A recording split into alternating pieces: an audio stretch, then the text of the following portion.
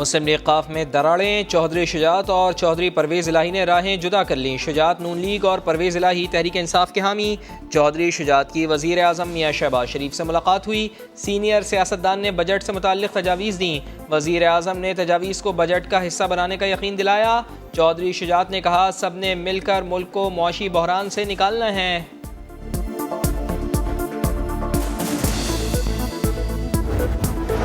قاف لیگ میں تقسیم عیاں ہو گئی۔ رکن قومی اسمبلی چودھری حسین الہی نے چودھری شجاعت حسین سے علیحدگی کا اعلان کر دیا۔ ٹویٹ میں لکھا اب ان کا چودھری شجاعت گروپ سے کوئی تعلق نہیں۔ حسین الہی کے اعلان کے بعد پرویز الہی گروپ کے ایم این ایز کی تعداد 2 ہو گئی۔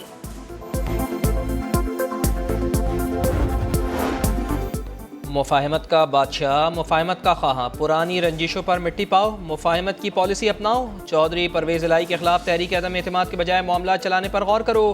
آصف علی زرداری نے حمزہ شہباز کو مشورہ دیا۔ وزیر اعلیٰ پنجاب نے مشاورت کے لیے وقت مانگ لیا۔ حمزہ شہباز کا ترین گروپ سے بھی رابطہ۔ مسلم لیگ نون کے ٹکٹ پر الیکشن لڑنے کے لیے راضی کر لیا۔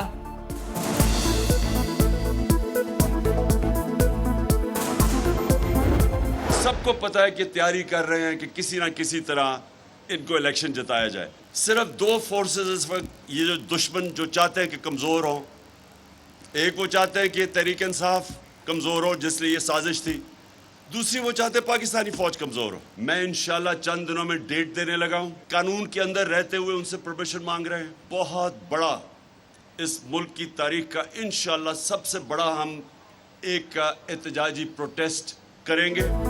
تیاری کریں، جلد بڑے احتجاج کی کال دوں گا۔ عمران خان نے پھر کارکنوں کو ہدایت کر دی۔ بولے ابھی سے حریفوں کو الیکشن جتوانے کی تیاری ہو رہی ہے، کسی کو الیکشن کمیشن پر اعتماد نہیں۔ حلقہ بندیوں سے متعلق بھی شکایات آ رہی ہیں۔ عمران خان نے کہا ہمارے دور میں پیٹرول کی قیمت 4 روپے بڑھے تو اس پر مہنگائی مارچ کیا گیا، آج 30 روپے بڑھائے جا رہے ہیں۔ ان کا مقصد مہنگائی نہیں، اپنے کرپشن کیسز ختم کروانا تھا۔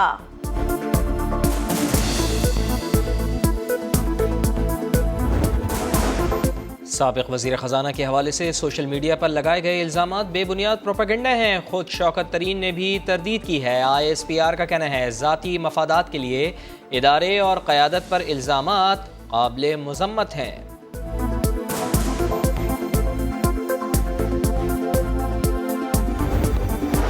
پاکستان کی سلامتی اور سیکیورٹی ہماری اولین ذمہ داری ہے۔ قومی سلامتی کا تحفظ مقدس فریضہ سمجھ کر ادا کرتے ہیں۔ آرمی چیف کا فارمیشن کمانڈرز کانفرنس سے خطاب۔ سپہ سالار کا آپریشن رد الفساد میں پیش رفت پر اطمینان کا اظہار۔ اب تک کی کامیابیوں کو سراہا۔ آپریشنل تیاریوں کا معیار برقرار رکھنے پر زور۔ ISPR کے مطابق کانفرنس کے شرکاء کو قومی سلامتی کے امور پر بریفنگ دی گئی۔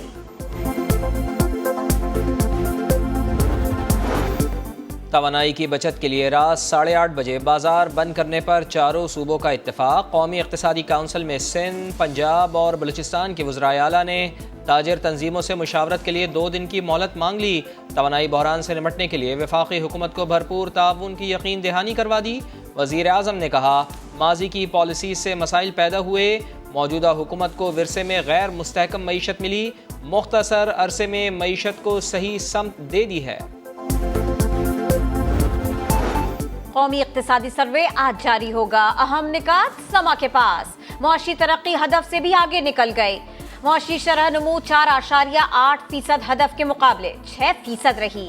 مہنگائی کا 8% ٹارگٹ پورا نہ ہوا۔ مہنگائی 13% سے بڑھ گئی۔ زراعت، انڈسٹری اور سروسز سیکٹر کے اہداف حاصل۔ کپاس، لائیو اسٹاک، تعمیرات، جنگلات اور بجلی کی پیداوار کے اہداف حاصل نہ ہو سکے۔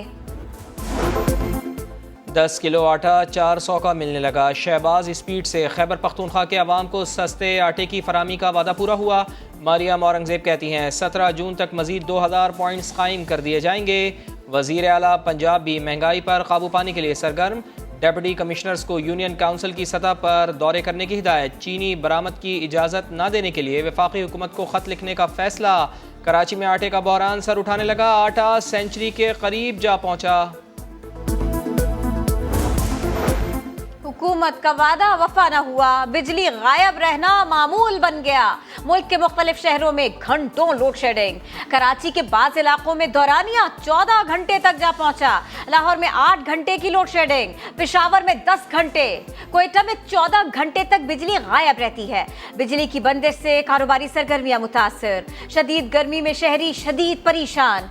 वजीर तवानाई खुर्रम दस्तगीर कहते हैं लोड शेडिंग में कमी से मुताल्लिक वजीर आजम के हुक्म पर अमल हुआ। जुलाई के आगाज में लोड शेडिंग में नुमाया कमी होगी।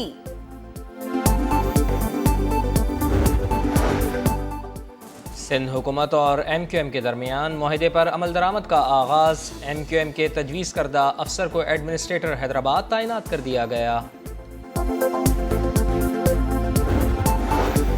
बलूचिस्तान के इलाके किला सैफुल्लाह में खौफनाक हादसा, वैन खाई में जा गिरी, 22 अफराद जान से गए, 13 साल का बच्चा मौजूदा तौर पर बच गया।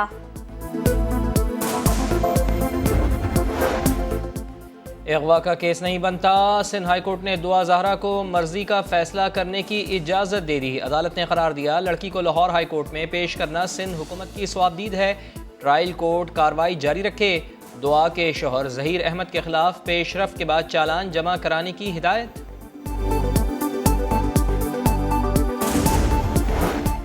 माँ रोती रही, वापसी का कहती रही। दुआ ज़हरा और वालिदैन की 10 मिनट की मुलाकात करवाई गई। माँ आंसू बहाती रही, बार बार गले लगाती रही, कहा हमारे साथ चलो, इज्जत से तुम्हारी शादी करेंगे। मगर वालिदैन के आंसू दिल न पिघला सके। दुआ ने वालिदैन की तरफ देखना तक गवारा न किया। मुलाकात के बाद दुआ के वालिद मेहदी काज़मी भी अदालत के सामने पेश हुए। कहा बेटी उनके साथ घर जाना चाहती है, अदालती हुक्म पर नजर सानी की जाए। मेरी बेटी मान गई थी, बयान देने लगी थी और ये लोग लेके भाग गए।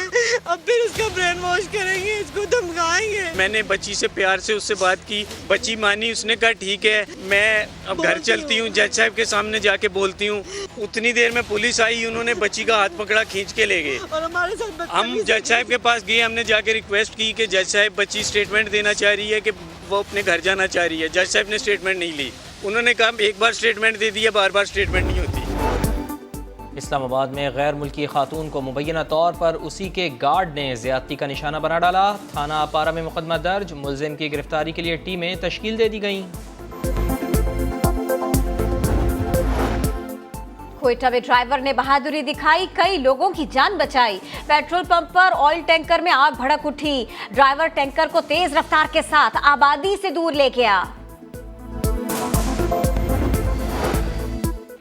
और मुल्तान में वेस्ट इंडीज़ के खिलाफ 306 रन्स के ताक़ुब में पाकिस्तान की बैटिंग जारी। कप्तान बाबर आजम ने सेंचुरी बनाकर नया आलमी रिकॉर्ड अपने नाम कर लिया।